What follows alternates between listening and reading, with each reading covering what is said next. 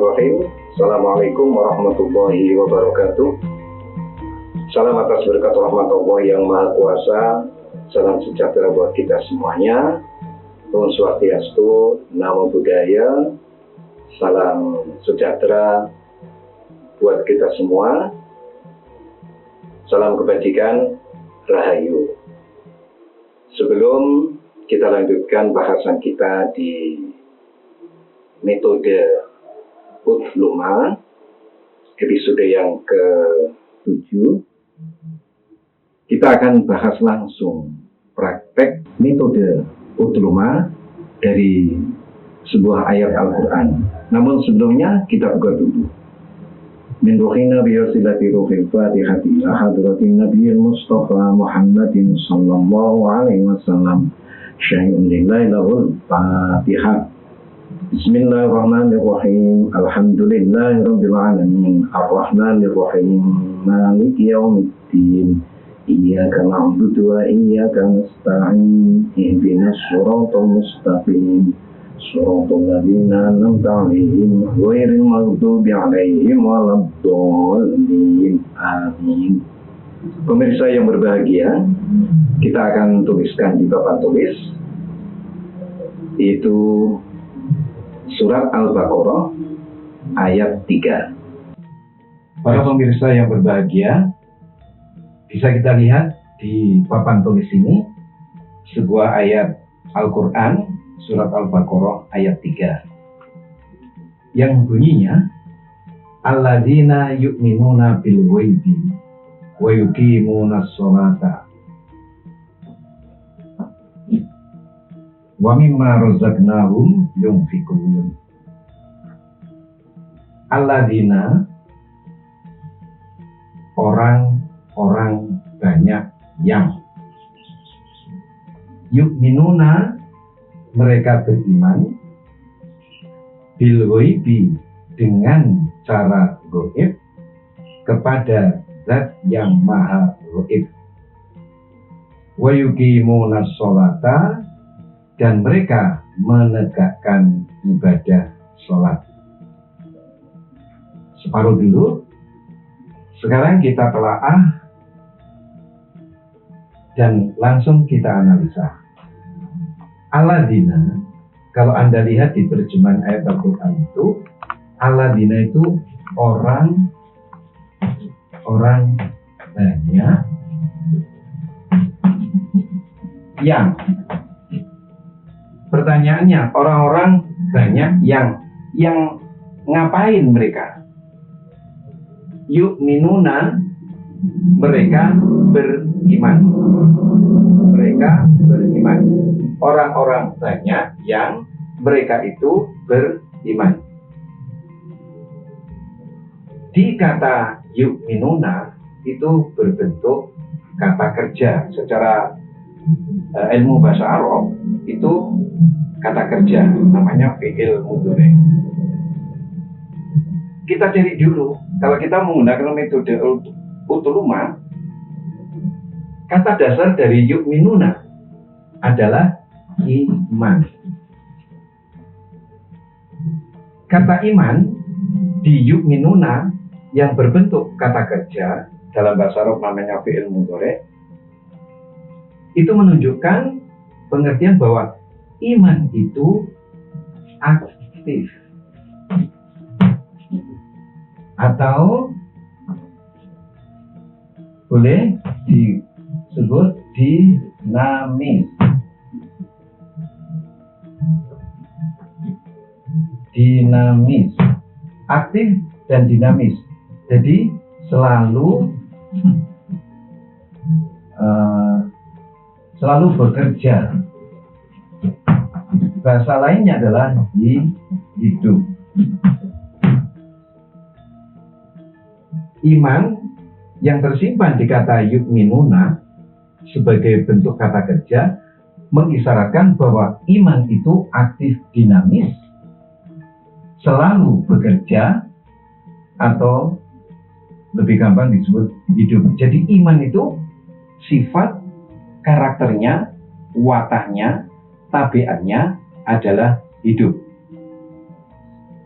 Tadi dimaknakan yu'minuna, orang-orang banyak yang mereka beriman. Berarti orang-orang banyak yang beriman, berarti orang-orang banyak yang mempunyai iman. Berarti setiap yang disebut alladzina, yang artinya orang-orang banyak, itu pasti mempunyai iman. Pasti mempunyai iman.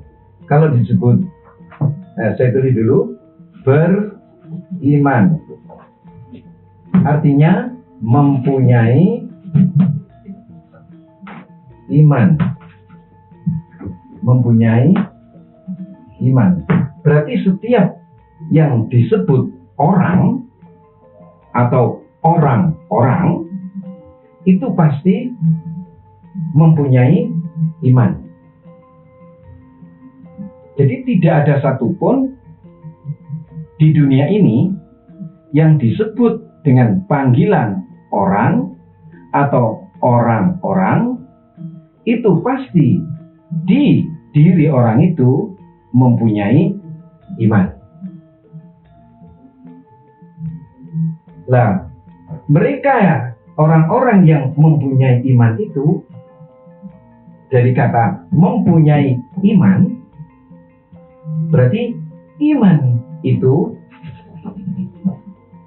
tidak bisa dicari. Jadi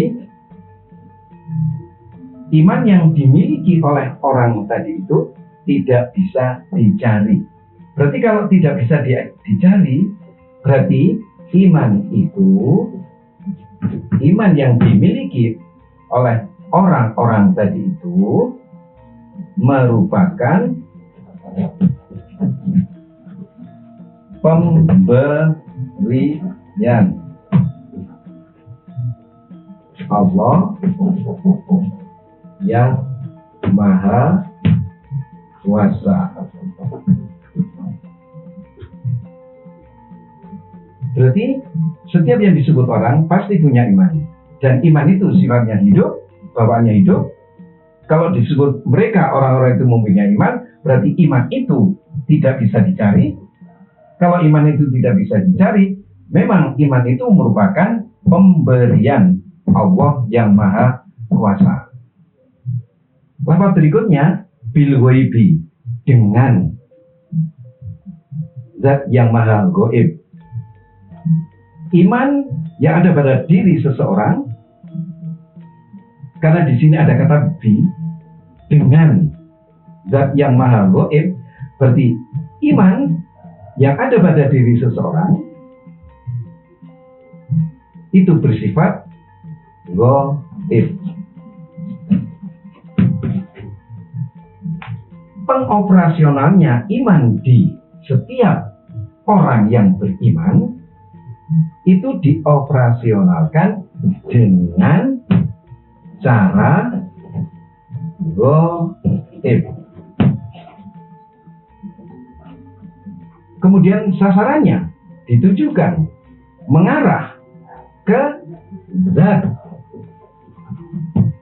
yang maha gaib.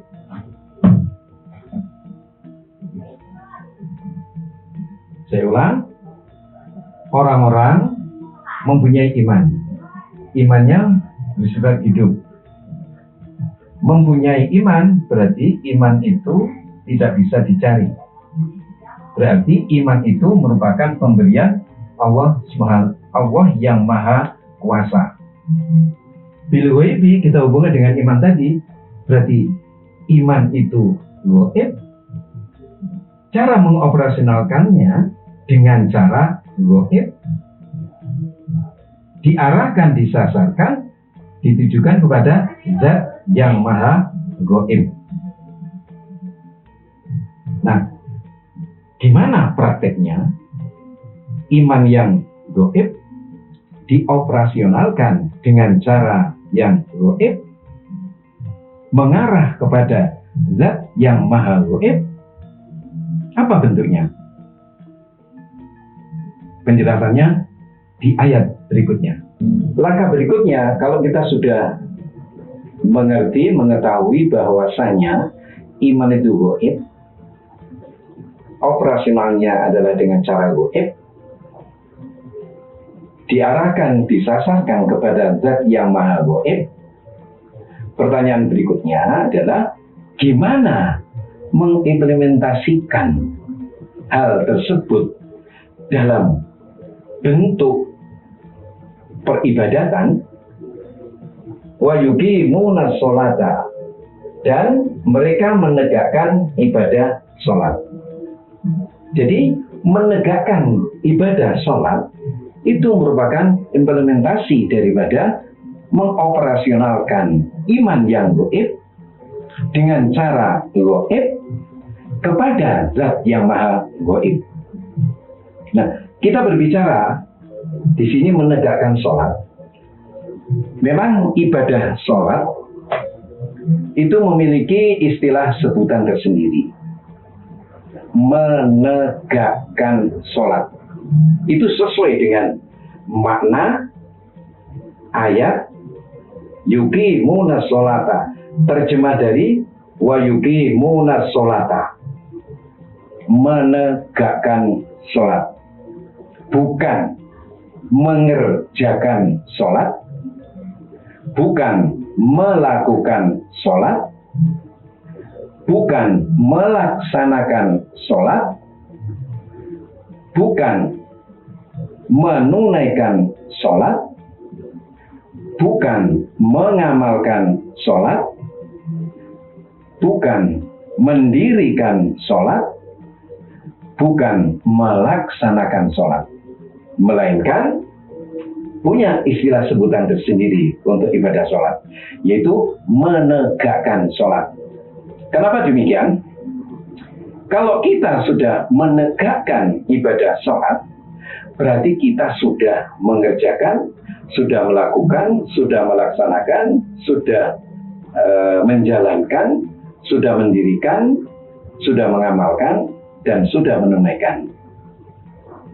Tapi kalau Anda menyebutnya dengan menjalankan sholat, mengerjakan sholat, melakukan sholat, mengamalkan sholat, dan yang 7 yang saya sebutkan tadi, itu menurut ayat ini Anda belum menegakkan sholat. Karena ayat yang dipakai oleh Allah di firman Allah surat Al-Baqarah ayat 3 ini, wa yuqimuna sholata, dan mereka menegakkan sholat, yang merupakan implementasi dari praktek iman itu gaib, dioperasionalkan dengan cara gaib kepada zat yang maha gaib. Demikian untuk deretan yang di atas ini. Berikutnya nanti kita akan teruskan. Apakah alladzina aman itu hanya cukup mengoperasionalkan iman yang gaib dengan cara gaib kepada yang maha gaib dalam bentuk menegakkan sholat saja, atau ada yang lain, atau itu dianggap sudah cukup? Kita lihat ayat berikutnya. Wa mimma, dan dari sebagian apa yang rozaqnahum, yang telah dianugerahkan berupa rezeki oleh Allah kepada mereka, yunfikun, mereka orang-orang yang beriman tadi itu, yang sudah membuktikan keimanannya dalam bentuk menegakkan sholat, mereka menafkahkan apa yang telah direzekikan oleh Allah kepada mereka. Berarti orang yang beriman tidak cukup membuktikan keimanannya dalam bentuk mereka sudah menegakkan sholat,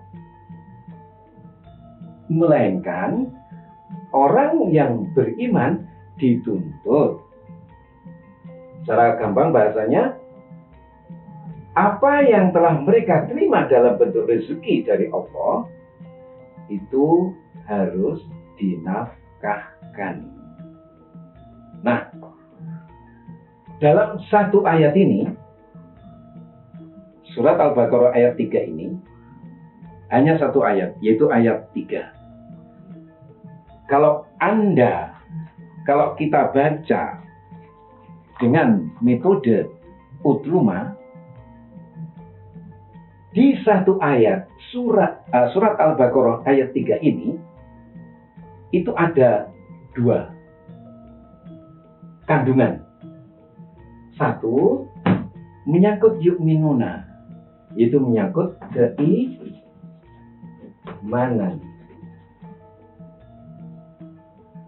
Yang kedua, ini wa mimma razaqnahum yunfiqun, ada rezeki yang dimiliki oleh mereka atas pemberian Allah, dan rezeki yang diberikan oleh Allah kepada mereka itu hendaknya dinafkahkan. Berarti sini kental sekali hubungannya dengan kemanusiaan. Saya tulis berarti mengandung aspek kemanusiaan. Berarti di ayat ini, ayat 3 surat Al-Baqarah ini, yang bunyinya alladzina yu'minuna bil ghaibi wa yuqimunas sholata wa mimma razaqnahum yunfiqun, mengandung 2 aspek. 1 aspek keimanan, 2 aspek kemanusiaan. Berarti orang yang mengaku dirinya beriman itu tidak cukup mengaku dirinya beriman kepada Allah kalau hanya mementingkan ibadah sholat saja, melainkan dituntut untuk membuktikan keimanannya yang bersifat kemanusiaan. Berarti ada di satu ayat mengandung 2 aspek. 1 aspek keimanan, 2 aspek kemanusiaan. Itu ada di dalam jiwa orang-orang yang mengaku dirinya beriman kepada Allah. Itu dituntut dia beriman kepada Allah, dan yang satu dia harus melaksanakan kemanusiaan. Jadi kadang ada orang yang hendak menitik beratkan ibadah sholat saja yang sejenisnya, tapi melalaikan kemanusiaannya. Berarti ibadah orang ini disebut ibadah fata morgana, menganggap seakan sudah benar, sudah cukup, tapi karena dia melalaikan aspek kemanusiaan, maka ibadahnya bersifat fata morgana. Sebaliknya, kalau ada orang dalam hidupnya, orang yang mengaku dirinya beriman, hanya menitik beratkan kepada kemanusiaan saja tanpa dilandasi keimanan, maka berhukum kufur. Jadi, di diri orang yang mengaku beriman kepada Allah dan sudah mengimplementasikan dalam bentuk menegakkan ibadah sholat, dan dituntut juga untuk membuktikan kemanusiaannya dalam bentuk ma razaqnahum yunfiqun, berarti di diri orang yang mengaku dirinya beriman kepada Allah itu ada 2 aspek. 1 keimanan, 2 kemanusiaan.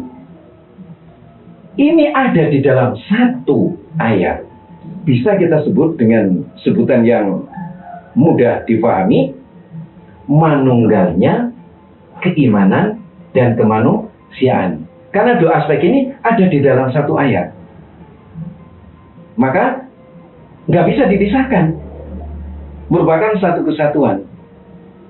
Sehingga kita sebut dengan mudah manunggalnya keimanan dan kemanusiaan. Berarti di jiwa orang yang mengaku dirinya beriman kepada Allah dan yang sudah membuktikan dalam bentuk menegakkan ibadah sholat, dituntut adanya menafkahkan apa yang telah direzekikan oleh Allah kepada mereka. Berarti orang itu sudah dijiwai manunggalnya keimanan dan kemanusiaan. Demikian kurang lebihnya, mohon maaf. Alhamdulillahirabbil alamin. Assalamualaikum warahmatullahi wabarakatuh.